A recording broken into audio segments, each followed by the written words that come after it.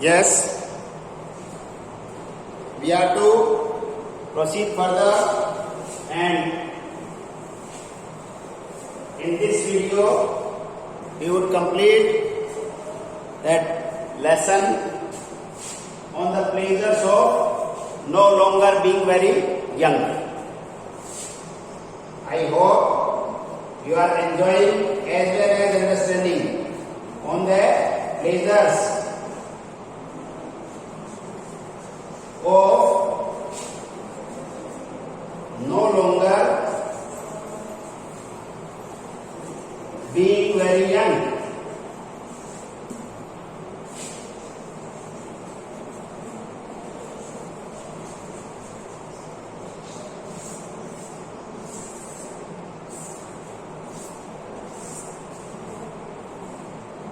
We were discussing at length.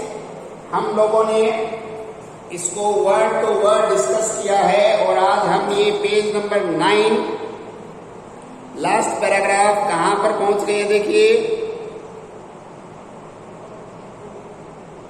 Page number 9 fourth line, before it began. Last line आप last video में match करें, क्या थी? They do feel sharply and clearly the epoch which is beginning. वे उस युग को बड़ी गहराई से अनुभव करते हैं जो उनके सामने शुरू होता है।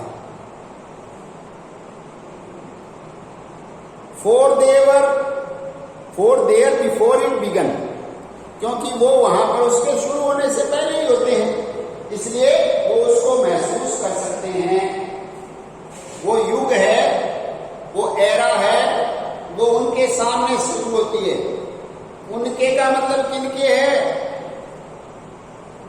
कभी भी भ्रमित मत हो जाना। उनके का मतलब है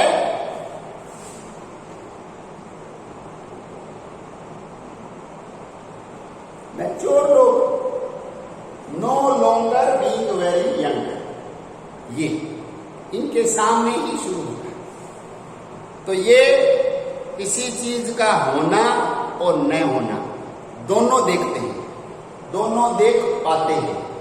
तो इनकी समझ है वो उस व्यक्ति से निश्चित रूप से बेटर होती है जो एक ही बात को देखता है अपने जीवन में, या तो किसी चीज का होना या न होना, जबकि ये दोनों देख पाते हैं।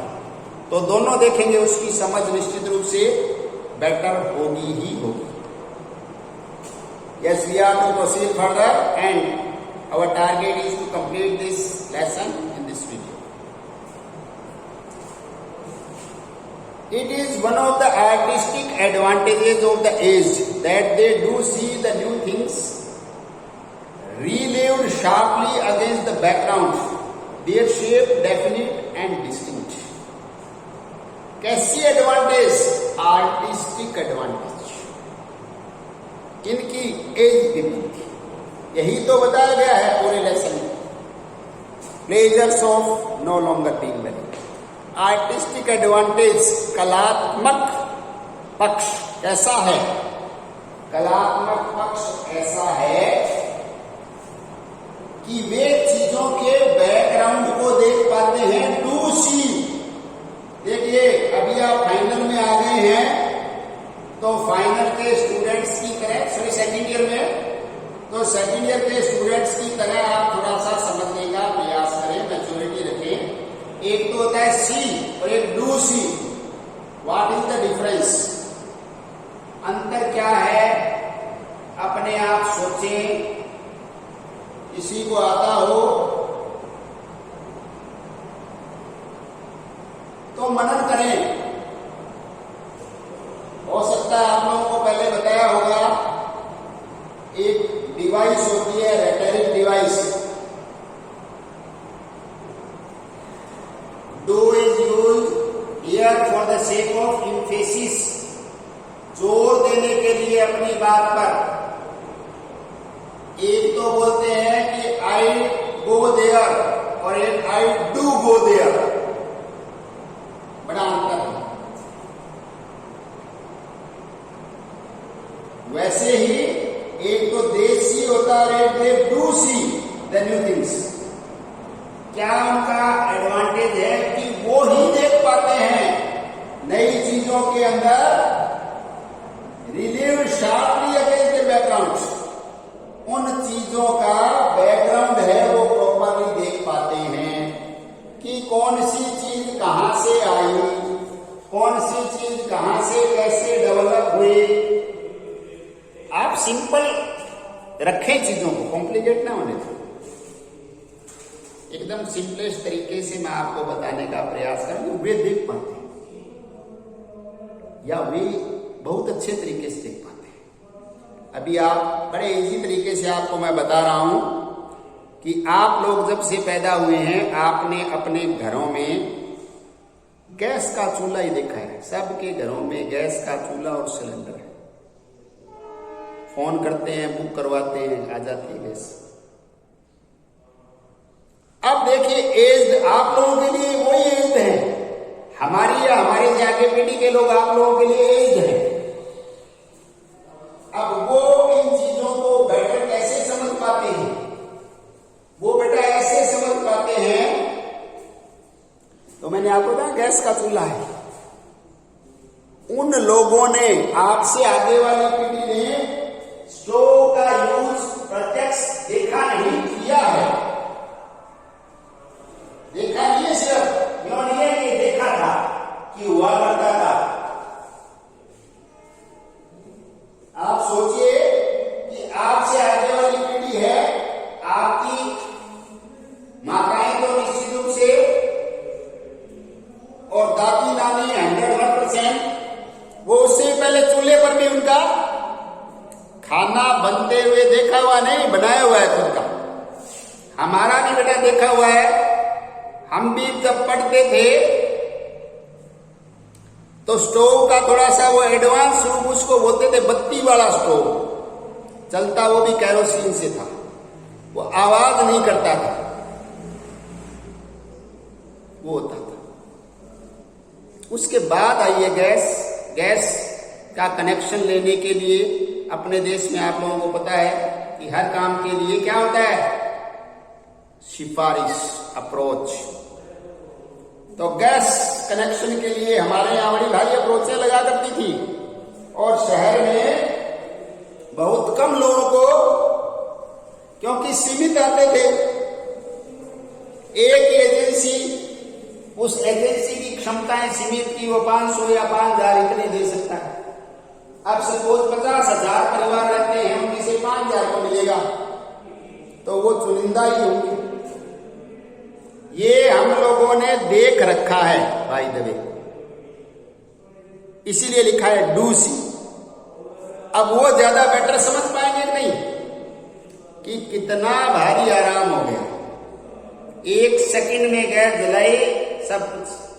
पहले स्टोव के लिए कई देर कार्यक्रम होता था, स्मेल भी आती थी, और ये एग्जॉस्ट फैन वाला प्रावधान था नहीं।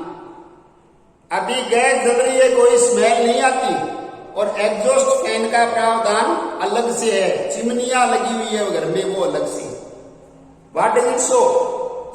कितनी भारी व्यवस्था हो गई है। ये एक लोगों का आर्टिस्टिक एडवांटेज है। अब वो जो अच्छे तरीके से आपको बता सकते हैं ना गैस की उपयोगिता, चूल्हे की उपयोगिता, आप स्वयं से कभी नहीं समझ सकते। क्यों नहीं समझ सकते? क्योंकि आपने इसका न होना देखा ही नहीं कि इसके बिना कैसे काम होता था। इसका, ये किसका विकल्प बने हैं, ये किसका विकल्प बने हैं। पहले क्या होता था, अब क्या है। और आप तो ये थोड़ा सा एडवांस बच्चा हो ना, वो ये भी समझेगा, मान जाएगा कि इससे उससे पहले वाले लोगों ने चूल्हा भी था। सोचिए, लकड़ियों से ही होता था लंबे समय तक। उन लोगों के लिए स्टोव आना भी एक बड़ा चमत्कार था कि लकड़ियों के धुआं नहीं आएगा, खाली कैरोसिन की स्मेल आएगी। बाकी वैसे एक बार जला लिया तो जलता रहेगा जब तक कैरोसिन है। देखो ये एडवांटेज, ये इन लोगों को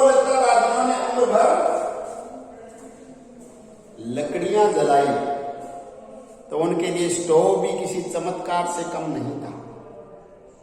और अब गैस को भी कोई नहीं समझते। ये आर्टिस्टिक एडवांटेज समझने का समय है। Their shape definite and distinct. तो वो लोग हैं, वो उन चीजों को एक निश्चित और डिस्टिंक्ट भी उसका क्लियर फॉर्म में देख पाने में सक्षम होते हैं। कौन? एज लोग। एज लोग हैं वो चीजों को स्पष्टता से और निश्चित आकृति में, निश्चित शेप में देख पाने में बड़े अच्छे तरीके से सक्षम होते हैं। To the young, these new things are often themselves the background and are hardly seen at all. देखिए, युवाओं में और एज में यही अंतर है। अब एज है वो उनका बैकग्राउंड देख पाता है। जैसा मैंने आपको बताया, अब गैस का बैकग्राउंड क्या? स्टोव। स्टोव का बैकग्राउंड क्या? चूल्हा। अब जो युवा है वो गैस के टाइम में पैदा हुआ है, तो वो बैकग्राउंड देख ही नहीं पाता, तो वो उसको उसका एडवांटेज नजर नहीं आएगा। बड़ी सिंपल सी बात है। हार्डली सीन एट ऑल, तो देख नहीं पाता। Hardly is always used in negative sense. Hence, even the most intelligent of innovators is often strangely mistaken about the nature of innovation and the things that are really new. इसी कारण ये कह रहे हैं कि नए से नए जो इनोवेटर होते हैं उनको भी बहुत बार मिस्टेकन का मतलब गलत समझ लिया जाता है। किन लोगों के द्वारा? उन लोगों के द्वारा जिनको बैकग्राउंड का पता ही नहीं। अरे इन्वेंटर होता है वो क्या प्रयास करता है कि जैसे वर्तमान समय में आपको कोई समस्या लग रही है, परेशानी लग रही है, प्रॉब्लम लग रही है रूटीन में, उसको दूर करे, चीजों में कुछ सुधार करे। अब जिसने सुधरा हुआ वो भी देखा, उसको तो वो मिस्टेक गलत समझे। अभी जैसे मैं आपको ये अपना एग्जाम्पल चल रहा है, इसको मैं फॉलो करता हूं।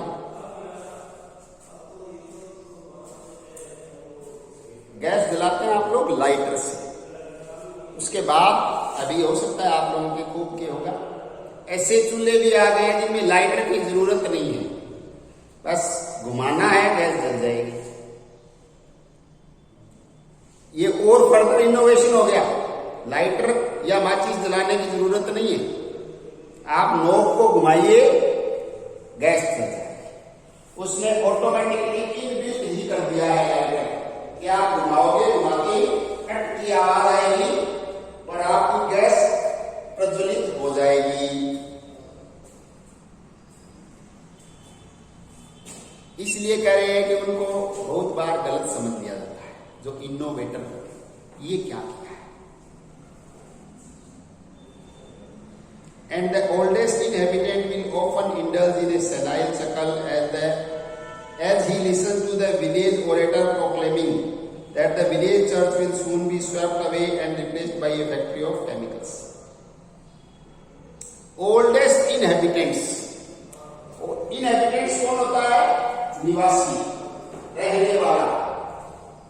ये जो सबसे बूढ़ा जो रहने वाला है गांव का इनहेबिटेंट्स है, वो सेनाइल चक्र क्या होता है?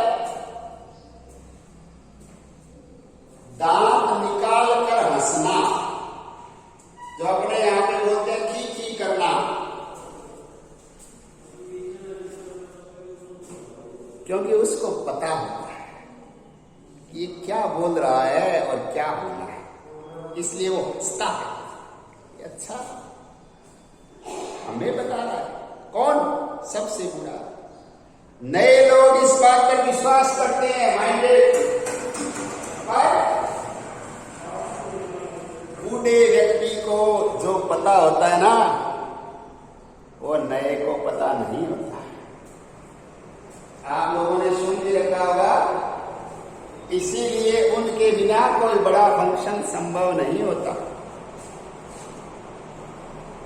बात सुनिए, फिर इसका मर्म मैं आपको बताऊंगा।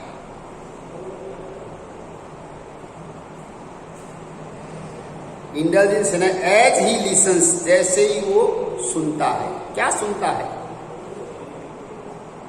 द विलेज ओरेटर प्रोक्लेमिंग, कि गांव का प्रवक्ता, बोलने वाला, गांव में जो बड़े बड़े वक्ता होता है। प्रोक्लेमिंग क्या होता है? घोषणा करना, बड़े उद्घोषणा करता है जोशो खरोश के साथ।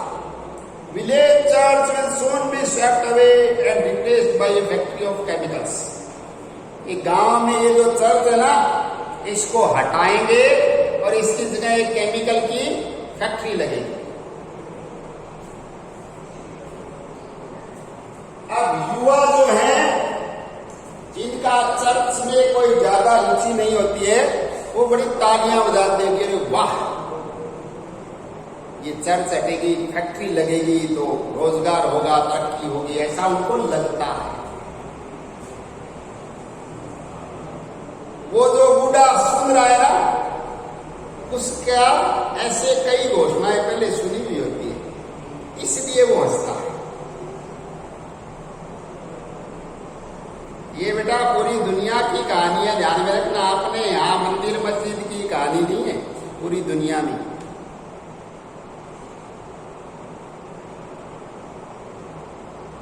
कहीं पर भी आप कोई धार्मिक स्थल हटाकर फैक्ट्री लगाने की कल्पना कर लेते हैं तो भी एक बहुत बड़ा साहस ही माना जाएगा।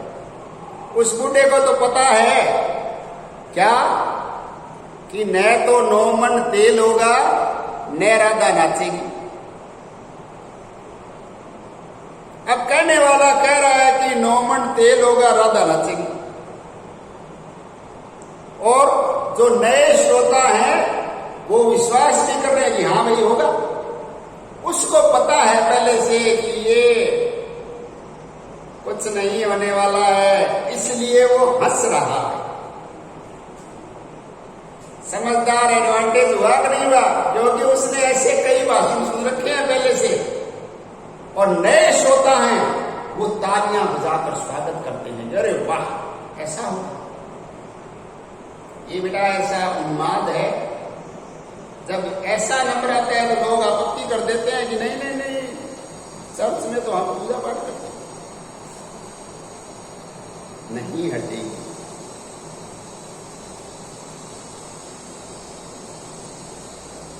For the oldest inhabitant knows very well that nobody went to church in the days of his childhood except out of snobbishness, and that it is in his old age that the church has begun once more to be thronged with believers। बूढ़ा जानता है अच्छी तरीके से, वो बचपन से देख रहा है। क्या देख रहा है पता है? कि चर्च में कोई जाता नहीं। तो मैंने आपको बताया अंग्रेजों के चर्च इसलिए बनाए जाते हैं, आप लोगों को पता होना चाहिए, नहीं पता है तो मैं बताता हूं। Church are meant to confess your guilt। Church वो स्थान है जहां पर हर ईसाई को, ईसा के फॉलोवर को जाकर अपनी गलतियों की स्वीकारोक्ति कर क्षमा याचना करने के लिए बनाया जाता है।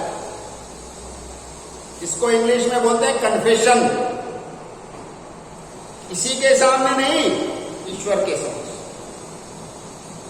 आदमी अगर सुधर सकता है तो कब सुधर सकता है? जब वो अपनी गलती को गलती माने। देखिए लॉजिक क्या रहा। अब मेरे से कोई गलती हो गई तो मेरे को आपके सामने स्वीकार करना चाहिए, सहर्ष, I have made this mistake, please forgive me. पर मैं ऐसा करता नहीं हूं सामान्यतया, क्योंकि मेरी ईगो अलाउ नहीं करती कि मैं कहां और ये कहां मैं इनसे माफी मांगू। जबकि गलती हो गई तो माफी मांगने में आदमी कोई छोटा थोड़ी हो जाएगा। पर ये प्रवृत्ति मनुष्य की उन्होंने समझ ली थी कि आदमी आदमी से माफी मांगने में, इवन गलती स्वीकार करने में ही बड़ा भारी संकोच रखता है। गलती हो जाती है आपसे या मेरे से, हम 99% लोग क्या करते हैं, हम उस गलती को ही सही सिद्ध करने का प्रयास करते हैं। अपनी कंसाइंस को पता है कि ये गलत है, पर इनके सामने थोड़ी मानेंगे, उस गलती की वकालत करेंगे, उसको सही सिद्ध करने का प्रयत्न करते हैं। यद्यपि आपकी मेरी अंतरात्मा को पता होता है यार दिस इज रॉन्ग। तो अंग्रेजों ने क्या कॉन्सेप्ट बनाया कि आदमी आदमी के सामने गलती स्वीकार करने में झिझकता है, नहीं करता है, तो कम से कम ईश्वर के समक्ष तो स्वीकार करे और स्वयं से ही प्रायश्चित कर ले। कहां की कर, इसलिए चर्च बनाए जाते कि उस गांव के नजदीक के लोग वहां जाकर बोलने की जरूरत नहीं है, चुपचाप आप अपनी गलती को स्वीकार करें, ईश्वर को साक्षी मान करके हे ईश्वर मेरे से ये गलती हो गई, मैं इसका ये प्रायश्चित करूंगा, ये गलती दोबारा नहीं करूंगा। इतना पवित्र विचार रखकर ये बनाई गई। अब ये क्या करें, बचपन से देख रहे हैं जाता कोई नहीं, क्यों नहीं, अपनी गलती को कोई गलती नहीं मानता। 95% तो मानते ही नहीं कि मैं करता हूं वही सही है, मैं करता हूं वही सही है, और बाकी कोई मान भी लेता है बाई चांस की अपने से गलती हो गई तो इनसे थोड़ी माफी मांगेंगे। अरे कम से कम ईश्वर के समक्ष तो मांगे, ये करे कोई नहीं जाता। अब आगे वाली बात सुनो, बचपन से देख रहा है कोई नहीं जाता था, पर जब ये जिक्र चलेगा, ये प्रस्ताव आएगा क्या कि इसको हटा दें, जब कोई आता जाता ही नहीं है, कौन वहां कन्फेशन करने जाता है, वहां एक केमिकल की फैक्ट्री लगा दे। ये इन्होंने एक शब्द पहले वो लिखा है, देख, आउट ऑफ स्नोबिशनेस। स्नोबिशनेस क्या होता है पता, दिखावे की प्रवृत्ति। जो जाते थे ना वो भी 2-4 दूसरों को दिखाने के लिए कि हम देखो कितने धार्मिक प्रवृत्ति के लोग हैं, रोजाना चर्च जाते हैं, खुद से प्रेरित होकर सेल्फ मोटिवेटेड कन्फेशन के लिए नहीं, दूसरे को दिखाने के लिए, इमेज अच्छी बनाने के लिए ही जाते थे। कोई थोड़े बहुत जाते थे, बाकी कोई मतलब जाने का उद्देश्य वो था। अब ये क्या करें, वंस अगेन थ्रोन्ड। थ्रोन्ड का मतलब क्या था, भीड़ हो जाना। अब भीड़ क्यों हो जाएगी भाई दबे, क्योंकि उसको हटाने की बात आ गई। जब बनी हुई है यथार्थ कोई नहीं जा रहा, जब हटाने की बात आ गई तो सारे क्या कहेंगे, ये तो हमारा धार्मिक स्थल है, इसको हटा दोगे तो हम कन्फेशन करने कहां जाएंगे। कोई देखेगा तो पिछले 50 साल में 100 आदमी आए हैं, आए नहीं, पर जब हटाने की बात आ गई तो ये तो भीड़ इकट्ठी हो जाएगी, पूरा गांव इकट्ठा हो। ये उस बूढ़े को पता है कि सारे के सारे ड्रामेबाज हैं, दिखावा करने वाले लोग हैं, इसलिए हटाने की चर्चा चलते ही भीड़ होने वाली है।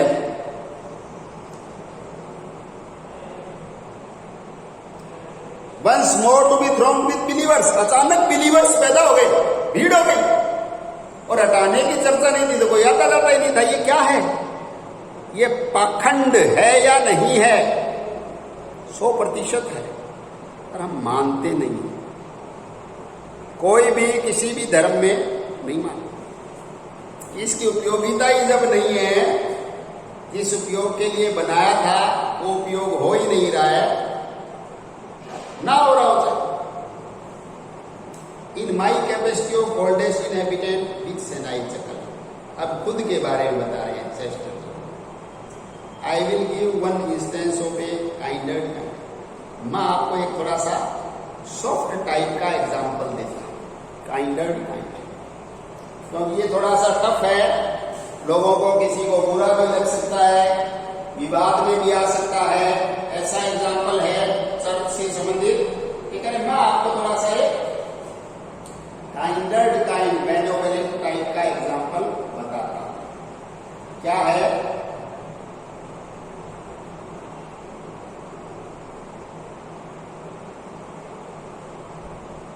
ये है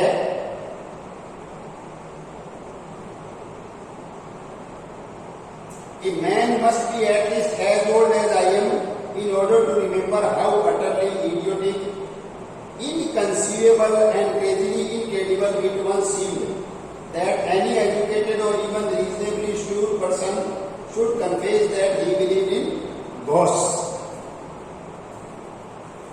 वापस सुनिए, किताब में देखिए गौर से। A man must be at least as old as I am. एक व्यक्ति इतना एज वाला होना चाहिए जितना मैं हूं, ये समझने के लिए, इन ऑर्डर टू रिमेंबर, याद रखने के लिए, समझने के लिए।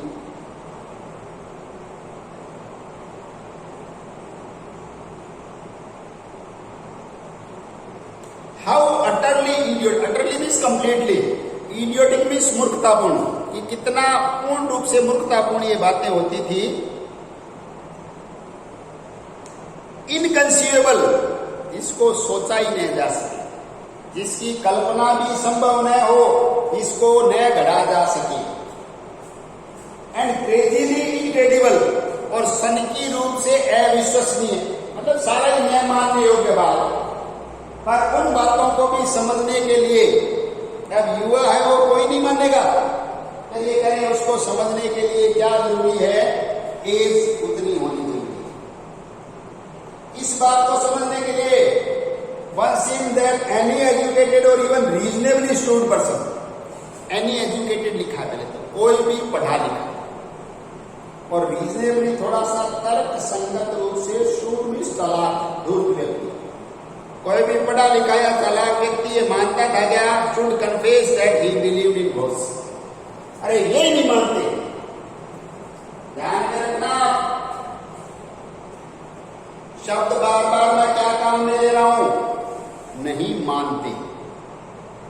इसमें अंडरस्टूड क्या है वो भी दिमाग में रखना, वो है दूसरों के सामने। जैसे मैं आपके सामने कभी नहीं मानूंगा क्या कि मैं भूत प्रेत के अस्तित्व में विश्वास रखता हूं। हम सभी एक दूसरे के सामने, और कभी अगर रात में अकेले आने जाने का मौका हो जाए, पेड़ कहीं हिल जाता है ना हवा से, तो क्या करते हैं आप लोगों को सबको पता है, सारे के सारे हनुमान चालीसा पढ़ना शुरू कर देते हैं, और मन ही मन क्या प्रार्थना करते हैं कि भगवान इस भूत से आजाद बचा ले। और वो निकलते ही, घर पहुंचते ही फिर वापस शेर हो जाते हैं। मैं तो मानता ही नहीं, काय के भूत प्रेत होते हैं, कुछ नहीं। तो वो वहां पर कपकपी क्यों छूट रही थी? पेड़ हिलते ही, कोई दूसरा साथ में न हो, रात को 2-3 बजे का समय अकेले जाना पड़ा, सारे ही लगभग, क्या मन में आएगा कि कोई भूत तो नहीं है? अरे तू मान ही नहीं रहा था, दिन में तो वैज्ञानिक बन रहा था, बड़ा एडवांस एजुकेटेड, ये कोई थोड़ी होता है, मूर्ख बनाते हैं लोग। अब खुद जानबूझ के मूर्ख बन रहा है कि भगवान, तुरंत भगवान याद आ गया, भगवान आजाद बचा ले। वही बात ये यहां बता रहे। You must be nearly the oldest inhabitant to know with what solid stone and certainty the squire and parson denied the possibility of the village ghost. The parson even more emphatically than the squire. पहले आप ये person और square हैं कौन, किस बला का नाम है, ये समझ लें, तब आपके समझ में आएगा।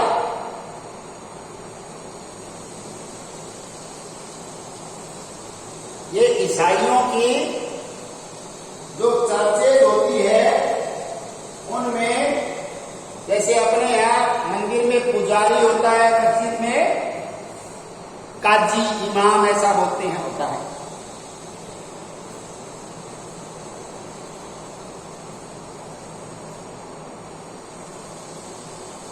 अंग्रेजों के चर्च में पार्सन, पार्टनर और क्या लिखता है स्क्वायर, क्लर्जीमैन, ये हायरार्की कहां जाती है? ऊपर ही ऊपर कौन होता है पता है? पोप। पोप है वो सबसे बड़ा धर्म गुरु माना जाता है ईसाई। उससे नीचे ये पोस्ट है, छोटी जगह पे जैसे स्क्वायर होगा, थोड़े से बड़ा होगा तो पार्सन होगा। क्या करेंगे कि आपको बस नियरली ऑनेस्ट होना पड़ेगा इन बातों को जानने के लिए। स्क्वायर और पार्सन कितनी घृणा के साथ इस बात को इनकार करते थे, पॉसिबिलिटी ऑफ विलेज घोस्ट, ये कोई संभावना ही नहीं। कौन मूर्ख बनाता है? आप विलेज में कोई घोस्ट, कोई भूत नहीं रहता, क्योंकि वो अपने आप को ईश्वर का प्रतिनिधि सिद्ध करते थे, सिद्ध करने का प्रयास करते थे। तो जब ईश्वर है तो भूत कहां? ऐसा नहीं माना, भूत तो होता ही नहीं। ये बताते थे जनता को, देखना एंड कहां हो रहा है। और ये कह रहे पर even more emphatically than the squire, और पार्सन जो होता था उसको स्क्वायर से भी ज्यादा अच्छी तरीके से पता होता था क्या कि कोई घोस्ट नहीं है, घोस्ट का कोई अस्तित्व भी नहीं है।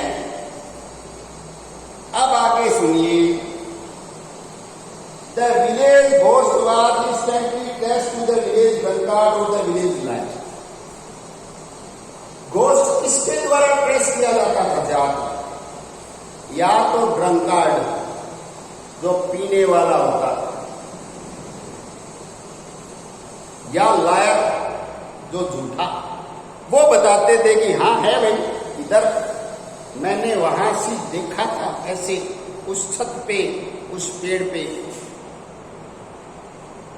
Educated people knew that the dead do not return in the world of science. पढ़े लिखे लोग अच्छी तरीके से जानते थे, आज भी जानते हैं कि जो मृत्यु को प्राप्त हो चुके हैं लोग, वो वापस जीवित थोड़ी हुआ करते हैं। इटर्निटी टू द सेंस का मतलब क्या है? वापस जीवन को प्राप्त होना, संवेदनाओं को प्राप्त करना, वापस जीवंत होना, ऐसा संभव नहीं है। Those who remember those times and have lived to see a man of science like Sir Oliver Dodge founding quite a fashionable religion are amused to hear a young man say, "The world is moving away from the supernatural." They know in what direction it has really moved. वापस सुनिए, गौर से सुनिए, these are conclusive lines of this article. Those who remember those times, वो लोग जिनको वो समय याद है, and have lived to see a man of science like Sir Oliver Dodge, और वो इस समय भी जीवित रहे। एक ओलिवर लोज नाम का व्यक्ति, मैन ऑफ साइंस, विज्ञान जगत से जुड़ा हुआ व्यक्ति, सर ओलिवर डोज। सर अंग्रेजों की बड़ी एक उपाधि होती है, हर किसी व्यक्ति को अंग्रेज लोग सर नहीं बोलते, जैसा अपने यहां बोला जाता है, वहां मिस्टर बोलते हैं। सर तो उपाधि दी जाती है जिसको सर की, उसी को सर बोला जाता है। सर ओलिवर डोज फाउंडिंग ए क्वाइट फैशनेबल रिलीजन, वो एक लेटेस्ट फैशनेबल प्रचलन वाले धर्म की स्थापना कर रहे थे कि इन चीजों का कोई स्थान नहीं। किसका? नया फैशनेबल होगा तो उसमें किसका स्थान है? सुपरस्टिशन, काय का अंधविश्वास, कोई लेना देना नहीं, सारी बकवास बातें हैं। Are amused to hear young man से, तो ये बात सुनकर मुस्कुराहट आती, आनंदित सा महसूस करते, देखते क्या कह रहे हैं, world is moving away from supernatural. ये दुनिया है सुपरनेचुरल से दूर जा रही है, सुपर नेचुरल क्या होता है बाय द वे? नेचुरल से परे, that is super natural, beyond natural existence. Super natural में पहला नाम भूत का ही आता है, ध्यान है। सुपर नेचुरल एलिमेंट है भूत। ये उस समय कहा युवा और वैज्ञानिक दृष्टिकोण रखने वाले सर ओलिवर लॉज। अब गौर की बात सुनिए, जो इसमें अंडरस्टूड है बहुत ज्यादा, वो क्या है?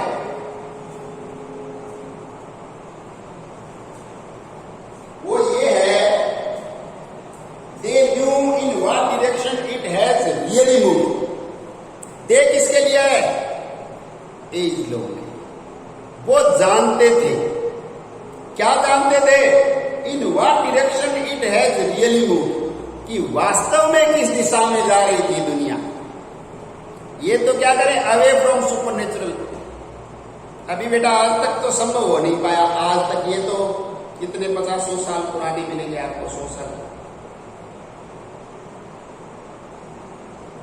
दुनिया ने अंधविश्वास मानना बंद कर दिया है क्या? इस प्रश्न का जवाब आप खोजें। आपका जवाब इंडिविजुअल हो सकता है, आपस में मत भिन्नता भी हो सकती है। इसलिए इस बात का जवाब आप अपने तीसरी पीढ़ी के जो भी व्यक्ति घर में मिले, दादा, नाना, नानी, दादी, उनसे पूछिए कि अंधविश्वास समाप्त हो गया क्या? वो क्या जवाब देते हैं, उससे आपको ये लास्ट लाइन समझ में आएगी कि इन what direction it has really moved, कि वास्तव में दुनिया किस ओर जा रही थी। ये बात उन लोगों के अनुभव से समझ में आएगी, न कि उस वैज्ञानिक के दृष्टिकोण से जो ये कह रहा था कि अब हम एक फैशनेबल धर्म लाएंगे जो प्रचलन के अनुसार मानदंडों पर आधारित होगा, तो उसमें निश्चित रूप से कहीं सुपर नेचुरल के लिए स्थान होने की संभावना नहीं। I think you listen, you watch these videos with a great deal of interest and getting the point as well. If you feel any problem regarding any line, any sentence, any concept, you may contact, you may call, you may come to me even as well as individual. I would certainly let you know. You can repeat it once, twice, एक दो बार वापस देख सकते हैं। समझ में नहीं आया तो कहीं पर भी प्रॉब्लम लगे आप कांटेक्ट कर सकते हैं। ये अपना जो लेसन है on the pleasures of no longer being very young, वो आज इस वीडियो में कंप्लीट हुआ। नेक्स्ट टाइम हम नेक्स्ट नया इंटरेस्टिंग टॉपिक लेंगे। Okay, thank you very much.